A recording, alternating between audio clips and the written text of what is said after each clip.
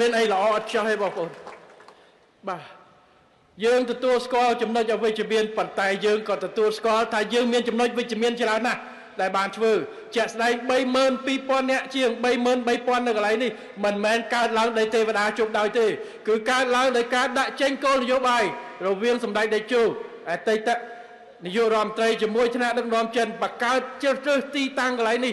2008ជាតំបន់សេដ្ឋកិច្ចពិសេសបានថ្ងៃនេះយើងមាន 30,000 នាក់ជាងមានការងារនៅទីនេះមិនមែនចែកដោយសារចៃដន្យនោះទេដោយសារការខិតខំទោះបីគេជេរគេឌីលថាទៅយកស្វ័យចោលស្អីក៏ដោយតែយើងមិនឈឺក្បាលស្អីដែលសំខាន់យើងឈឺក្បាលថាបងប្អូនយើងរាប់ម៉ឺននាក់បានការងារល្អឬនៅ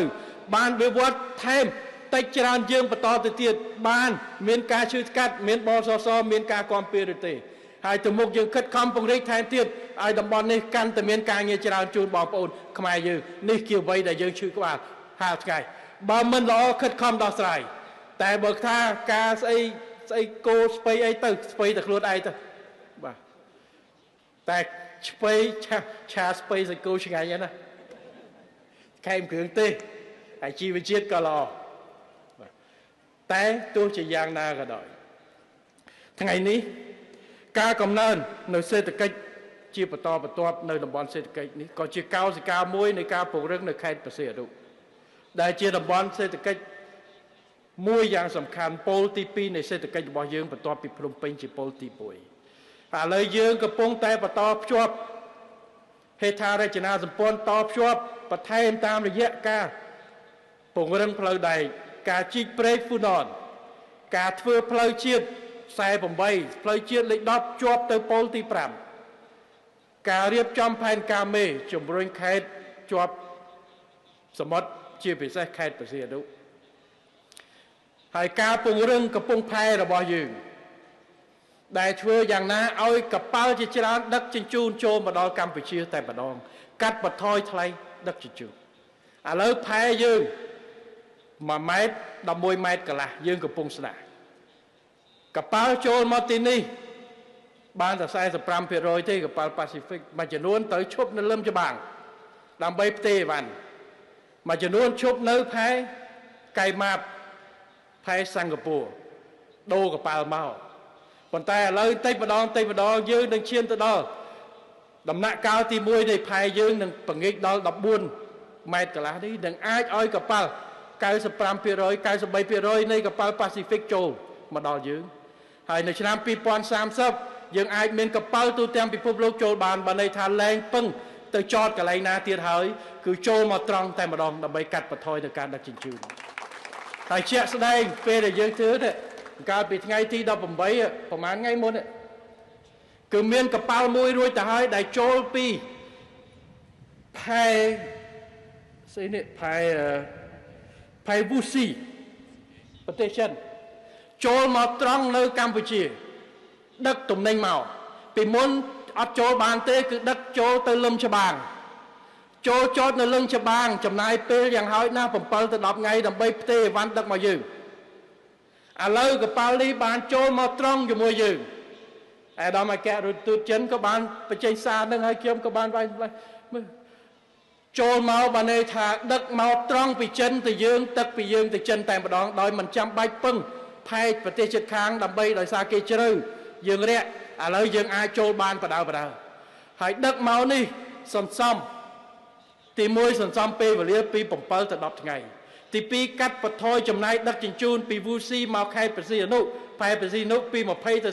30%បានន័យថាបើចំណាយ$1លានយើងសន្សំបានពី20ទៅ30ម៉ឺន$មួយជើងនេះគឺជាការជួយនៅក្នុងការកាត់បន្ថយថ្លៃដឹកជញ្ជូនដល់ថ្លៃដឹកជញ្ជូនកាន់តែថយកប៉ាល់កើនច្រើនអញ្ចឹងធ្វើឲ្យទំនិញចេញចូលពាណិជ្ជកម្មកាន់តែកើននេះគឺជាការអភិវឌ្ឍប្រទេសដែលវាប្រតិកលាគ្នាដល់សេដ្ឋកិច្ចយើងកាន់តែកើនការងារកាន់តែរីកថែមទៀតយើងពី10,000នាក់មកជាង11,000នៅខេត្តកំពង់សោមនៅខេត្តព្រះសីហនុបាទចេះតែច្រឡំខេត្តកំពង់សោម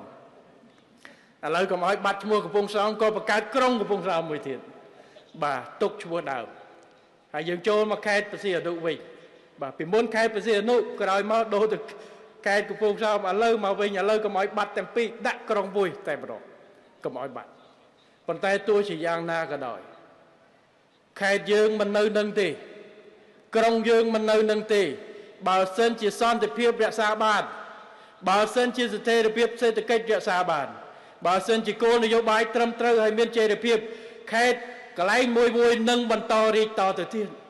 ពីមុនយើងមាន 10000 នាក់ឥឡូវយើងមាន 100000 នាក់ជាង10ឆ្នាំទៀតយើងអាចឡើងដល់ 500000 នាក់នៅអ្នកដែលមានការងារបង្កើតការងារនៅខេត្តព្រះសីហនុរបស់យើងនេះហើយប្រជាពលរដ្ឋនៅទីនេះកាន់តែមានភាពរីកចម្រើនបន្ថែមប្រតិកលាកាន់តែច្រើននេះហើយគឺជាការអភិវឌ្ឍប្រទេសរបស់យើងបន្តិចម្ដងបាទយើងមិនអួតយើងនិយាយកាត់យើងមិនបានពូតកុហកប៉ុន្តែយើងនិយាយអ្វីដែលយើងធ្វើបានតិចច្រើនយើងសប្បាយរីករាយ1លាន8សែននៅទូទាំងប្រទេសមិនតិចទេ110,000 នាក់ក៏មិនតិចដែរព្រោះបើគ្រាន់តែអង្គុយនេះ30000 នាក់ហើយ30000 នាក់នេះតើត្រូវចិញ្ចឹមប្រមាណសែននាក់តទៅទៀតជាកម្មការនីម្នាក់អាចចិញ្ចឹមកូនអាចចិញ្ចឹមឪពុកម្ដាយអាចចិញ្ចឹមទាំងអ្នកផ្សារពួកយើងចេញទៅយកលុយទៅណាបើមិនទិញបន្លែផ្លែឈើពីអ្នកផ្សារតើទេឬមួយក៏ធ្វើការងារផងហើយនៅផ្ទះដាំបន្លែដាំស្រូវខ្លួនឯងអត់ទេអញ្ចឹងគឺកម្មករចិញ្ចឹមកសិករចិញ្ចឹមអ្នកនេសាទអញ្ចឹងគឺសេដ្ឋកិច្ចចំណូលដែលរាជរដ្ឋាភិបាលយកប្រមាណ100លានមកចាក់នៅក្នុងកប៉ៅប្រជាពលរដ្ឋនៅទីនេះបាទប្រមាណ100លានមិនដូចជាង200លានដែរក្នុងមួយឆ្នាំ178លានគ្រាន់តែនៅក្នុងតំបន់សេដ្ឋកិច្ច5ចឹង178លាននេះគឺដាក់ចូលនៅក្នុងកប៉ៅបងប្អូនប្រជាពលរដ្ឋតែម្ដងហើយ178លានអ្នកនេះខ្ញុំគិតថាអ្នកដែលជាប់ពន្ធប្រាក់បៀវត្សតិចបំផុតគឺបើនៅថាលុយទាំងអស់ដែលប្រាក់បៀវត្សមកទុកនៅក្នុងកប៉ៅបងប្អូនទាំងអស់បាទដោយរដ្ឋបិទយកទេថែមទាំងរដ្ឋចេញឲ្យបន្ថែមទៀតតាមរយៈដូចបសសតាមរយៈនយោជកចេញឲ្យបងប្អូនអត់ចាំបាច់ចេញទេតាមរយៈកម្មវិធីឧបត្ថម្ភសាច់ប្រាក់ទៅដល់ស្ត្រីមានផ្ទៃពោះ